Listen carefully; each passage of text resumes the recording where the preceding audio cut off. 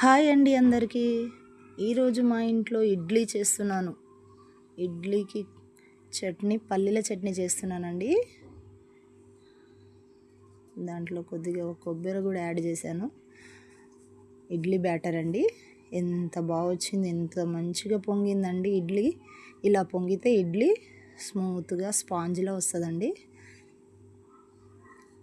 చాలా చాలా బాగుంటుందండి ఇలా పొంగితే. ఎంత బాగా వచ్చింది చూడండి.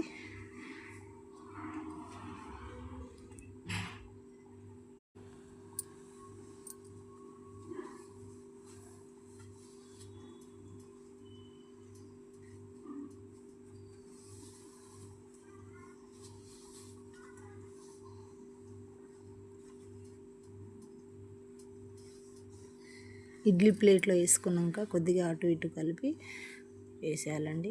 ఇడ్లీ అయినాయి చూడండి, ఎంత బాగున్నాయండి ఇడ్లీలు. రౌండ్గా మెత్తగా భలే వచ్చాయి ఇడ్లీలు, చాలా బాగున్నాయండి. ఇలా మీరు కూడా చేసుకోండి, చాలా చాలా బాగుంటుంది. ఇడ్లీ మంచిగా మెత్తగా స్పాంజ్లో రావాలంటే మనం ఇడ్లీ బ్యాటర్కి పట్టినప్పుడు దాంట్లో కొద్దిగా అటుకులు వేసుకోవాలండి. అయితే మెత్తగా వస్తుంది. చూడండి ఎంత బాగా వచ్చినాయో మెత్తగా స్పాంజ్లా. ఇదండి మా ఇంట్లో మేము చేసింది ఇవాళ. చాలా బాగుందండి. పల్లీల చట్నీ,